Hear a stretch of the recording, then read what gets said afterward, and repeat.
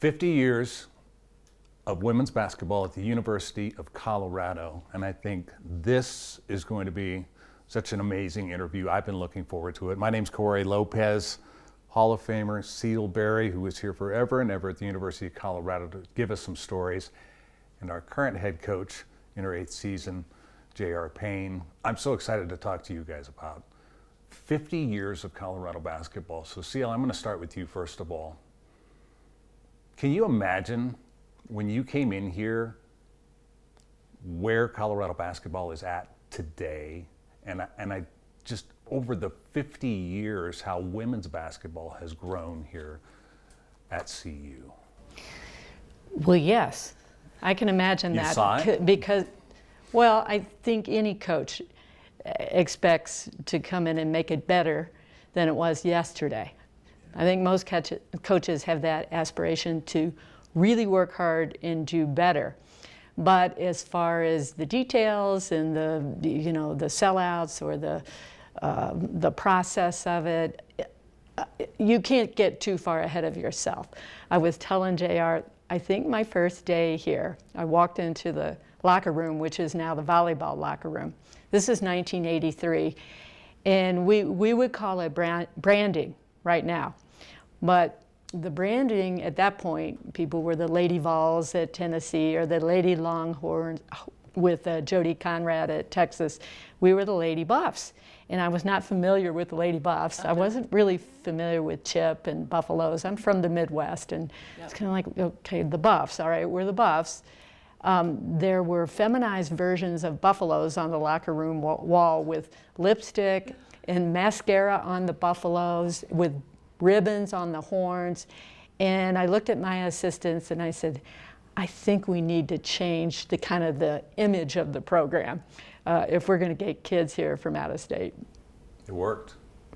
Well, recruiting is everything, right? Yes, definitely. And you'll be glad to know we don't have any Buffaloes around here anymore with eyelashes, and we have players with eyelashes. Right. Right. But no more bows in our horns anymore. So 50 years, JR. You're the current coach here. Do you look back? You brought Shelly Sheets in. We've got a lot of former Buffs that come back now.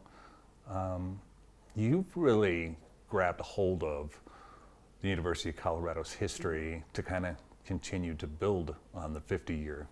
yeah, well, I mean, one of the greatest things when I was looking at the University of Colorado, one of the greatest attributes beyond who I thought was the best administrators in the country in Ceal and Rick, was our storied history. To be able to go somewhere, even though we were struggling a little bit at the time, to be able to go somewhere that had such an incredible history of success, the Elite Eights, the Sweet 16s, the championships, all of that stuff was an incredible gift, to be able to go somewhere with that history. And we do a great job here, not just in our staff or, amongst our program, but just the university in general. We really celebrate our history. One of the first things we do with our freshmen, learn the fight song, teach them why it's important. I say there's no other school in the world that loves their fight song as much as CU, so learn it. But it's a great thing to be able to connect our past with our present and make sure that our current, student athletes know how great we've been for a long time. And I would say not every new coach that comes in does that. Do they embrace it? You have to have a strong sense of self as a coach and say that we're going to look at the past and take that and springboard from it. Yeah. And JR has done that from day one, and it's really cool to be a part of that. I mean, she's at our reunions and enjoying our former players as if they were her own. It makes it really fun. So I want to ask, Ceal, I want to ask you about, and you talked a little bit about day one here. Did you plan on staying here as long as you did? I mean, there's something about being in Boulder. I mean, I think we all know that. But yes, I was at the University of Cincinnati, and I wanted one more move. So I was a little choosy, a little picky. Well, this is paradise in Boulder, but then the challenge was keep the job. I think in our profession, which is not always easy to do. If I get to live in Boulder and stay at the University of Colorado and be the head coach here in the Big 12, you have to win. But I think early in my career, I had kind of looked at the pattern of, at that point, men's head coaches and who had kind of jumped from school to school, and I wanted to stay at one school. So I needed to, I wanted to choose a school that I really liked in a city, in a town that I really loved. Day one for you. Why Boulder? You spent so much time in California, up and down the coast. I know why Boulder. Ceal knows why Boulder. I mean, you know why Boulder now, but can you describe it when you came in and even interviewing for the job?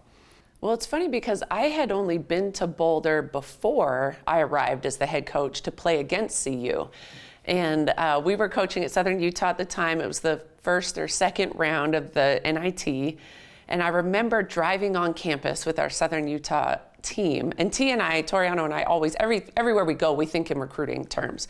So I remember driving onto campus and we leaned over and we're like, man, this is a gold mine. Like just the campus and the scenery and, you know, the success of our history and all of it was like, man, if we ever get a chance to come here, like that would be amazing.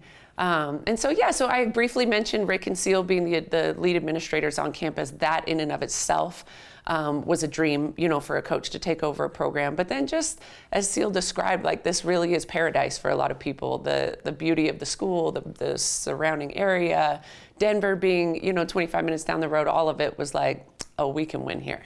Yeah, and you can. You can. Yeah. Do you remember the first time you met JR? Yes. I remember thinking, I hope we can get her. And, you know, there was another Pac-12 school that was recruiting her at the time. There were a couple of vacancies in the Pac-12. And this is a long-term relationship, and it's business. It's a business. You hire someone as a head coach, especially in your high-profile women's sport, women's basketball. This is a huge hire. And, you know, I had done my homework, and I always tell JR, there was an official on the West Coast. I've told her this story 15 times. But it's interesting to get the perspective of an official who referees games. And she was already on our short list.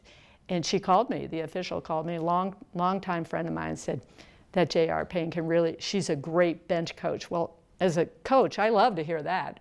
She's a great bench coach. So right away, I knew she was good. I knew she was an up-and-comer. I was like, Rick, we have to get her, you know, because this other school, we have to ink her before she leaves here. We have to get her. That's what I was thinking. I was hoping she liked it. Yeah. Well, I mean, it sounds like it did. Do you remember first time meeting CU? I mean, I remember. Obviously you did your homework knowing about CU. Yeah.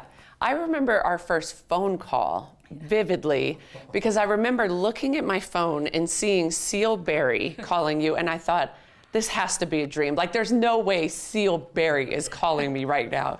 And it was almost, you know, we had had a successful team and we'd been in talks and stuff, but to have Ceal calling me, I remember sitting on my couch in this condo we were living in California and just answering it. It was like a kid in a candy store, just like so excited, you know, and it was awesome for a coach to be able to speak with a coach because the things that we talked about were not, it wasn't like salaries and budgets and, you know, it wasn't that kind of stuff. It was coach stuff. You know, how do you manage your team? How do you manage the interactions off the court? What do you do, you know, and so it was very comfortable. It was very easy. It was like, but to be speaking with a Hall of Famer, you know, calling me, that was pretty special. I think I remember this. We talked a little bit. We had just actually transitioned from the Big 12 to the Pac-12, and I was talking about the, you know, the upside of the Pac-12 network, that every game was going to be televised, and we talked recruiting about we're going to have the advantage where you can recruit back in the Midwest and you can recruit on the.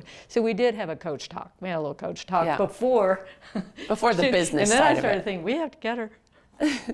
Got to ink her. Yeah, got to ink her. Yeah, I like that.